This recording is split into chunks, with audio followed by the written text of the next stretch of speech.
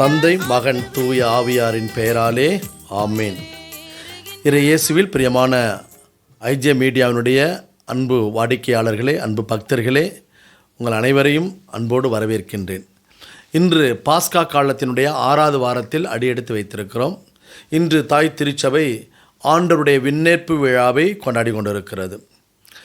எனவே இந்த விண்ணேற்பு விழா நாளிலே ஆண்டவர் நமக்கு சொல்லுகின்ற செய்தி என்ன? சாதாரணமாக ஒரு நிகழ்ச்சி உங்களுக்கு சொல்லுகிறேன்.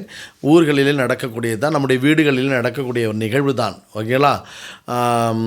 பல ஆண்டுகளாக வாழ்ந்து மறிக்கின்ற நிலையில் இருக்கின்ற வயதானவர்கள் அல்லது தாத்தாவோ பாட்டியோ தன்னுடைய கடைசி இறுதி மூச்சில் படுக்கையாக இருக்கின்ற பொழுது தன்னுடைய மகனை கூப்பிட்டு அல்லது தன் மகளையும் கூப்பிட்டு அதுவரையிலும் அண்ணன் தம்பி அக்கா தங்கை உறவுகள் எல்லாம் முறிந்து போயிருந்திருக்கும் பல்வேறு காரணத்தினால். எனவே இந்த தாத்தாவினுடைய அல்லது இந்த கடைசி கட்டத்தினுடைய பாட்டியினுடைய நோக்கம் என்ன என்பதை நினைத்து பார்க்கின்ற பொழுது, அந்த உயிர் மூச்சு விடுகின்ற நேரத்திலே, இந்த உலகத்தை விட்டு பிரிகின்ற நேரத்திலே உடனே பையனை கூப்பிடுவார்கள்.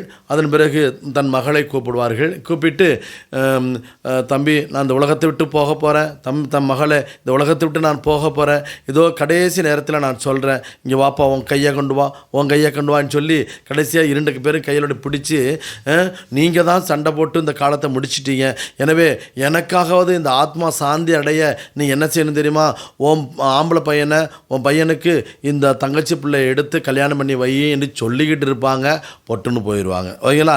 எனவே எதுக்கு சொல்கிறேன்னா, உடனே அதன் பிறகு ஐயோ பாட்டி சொல்லிவிட்டு மறித்திருக்கிறார்கள், எனவே அந்த காரியத்தை நடத்தணும்னு சொல்லி கடைசி வரையிலும் அந்த சின்ன பிள்ளையிலேயே அந்த பையனையும் அந்த பெண்ணையும் இணைச்சி வச்சு கடைசியாக கல்யாணம் பண்ணி வைப்பாங்க. அந்த வாழ்க்கை எப்படி அமைகிறது அது அப்புறம். இது எதுக்கு சொல்கிறேன்னாக்கா, இந்த உலகத்தை விட்டு பிரிகின்ற நேரத்தில் அந்த கடைசி சொன்ன அந்த வார்த்தையை அவருடைய விருது வாக்காக அந்த மகனும் மகளும் சேர்ந்து மனதில் பதித்து அதை நிறைவேற்றுகிறார்கள். இதோ இன்றைய நாளிலே அன்புமிக்க சகோதர சகோதரிகளே, ஆண்டவருடைய விண்ணேற்பு விழாவை நாளில் கொண்டாடி கொண்டிருக்கிறோம்.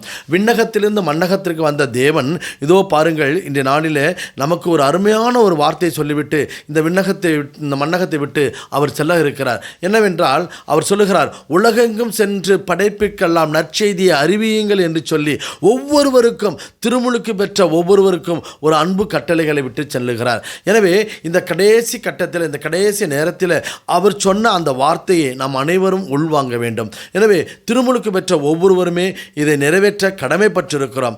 அன்புமிக்க சகோதரமே, இதற்கு ஏற்றாற்போல் தான் இன்றைய 2வது வாசகம் அமைகிறது. நாம் எப்படி பறைசாற்ற வேண்டும், எப்படி நற்செய்தி அறிவிக்க வேண்டும், ஒரு விவிலியத்தை எடுத்து போய் போதிப்பது அல்ல. மாறாக இன்றைய 2வது வாசகத்தில் எபேசியர்கள் திருமுகத்தில் அருமையாக சொல்லப்பட்டிருக்கிறது.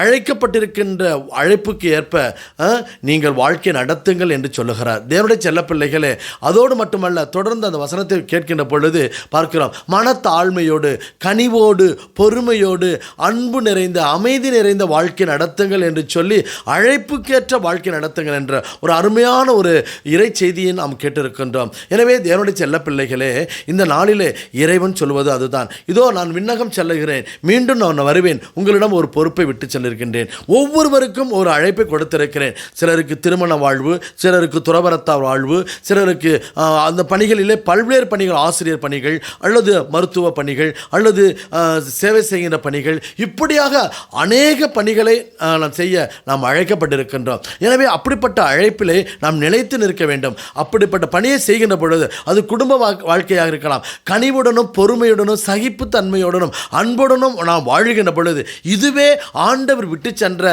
உலகெங்கும் சென்று நற்செய்தியை அறிவித்து எனக்கு சாட்சிகளாய் வாழுங்கள் என்று சொன்ன அந்த அன்பு கட்டளைகளை நாம் நிறைவேற்றுவதாக அது அமையும் என்பதை மட்டும் நாம் மறந்துவிடக்கூடாது. எனவே அழைப்புக்கேற்ற வாழ்க்கை நடத்துவோம். இதுவே ஆண்டவர் இந்த கடைசி நேரத்தில், விண்ணகம் செல்லுகின்ற நேரத்தில் நமக்கு சொல்லுகின்ற உலகெங்கும் சென்று படைப்பிற்கெல்லாம் நற்செய்தி அறிவியுங்கள் என்ற அந்த அன்பு வார்த்தையை நாம் உள்வாங்குவோம், அது வாழ்ந்து காட்டுவோம், நிச்சயம் ஜெபிப்போம். அன்பான இயேசுவே, இதோ விண்ணகத்திலிருந்து மண்ணகத்துக்கு வந்த தேவனே, இது எங்களுக்கு இந்த நாளிலே, இந்த விண்ணேற்பு நாளில் ஒரு அழைப்பு விடுத்திருக்கிறீர் ஆண்டவரே. இதோ உலகெங்கும் சென்று நற்செய்தி அறிவியுங்கள் என்று சொல்லியிருக்கிறீர் அப்பா. அதோடு மட்டுமல்ல, இதோ அந்த அழைப்புக்கேற்ற வாழ்க்கை நடத்துங்கள் என்று சொல்லி பல்வேறு பண்புகளை சொல்லியிருக்கிறீர். எனவே நாங்கள் வாழ்கின்ற இடத்திலே, நாங்கள் குடும்ப வாழ்க்கையில், துறவர வாழ்க்கையில் அல்லது இல்லற வாழ்க்கையில் அல்லது சமுதாய பணியில் நாங்கள் எந்த பொறுப்பில் நாங்கள் இருக்கிறோமோ அந்த இடத்துல மனத்தாழ்வையோடும் கனிவோடும் பொறுமையோடும் சகிப்புத்தன்மையோடும் அன்போடு இணைந்த அமைதியோடு இணைந்த வாழ்க்கை வாழ அந்த ஆவியானவர் எங்களுக்கு துணை புரிவாராக. ஆமேன், ஆமேன், ஆமேன். எல்லாம் வல்ல இறைவன் தந்தை, மகன், தூய ஆவியார் உங்கள் அனைவரையும் ஆசீர்வதித்து காப்பாராக. ஆமேன்.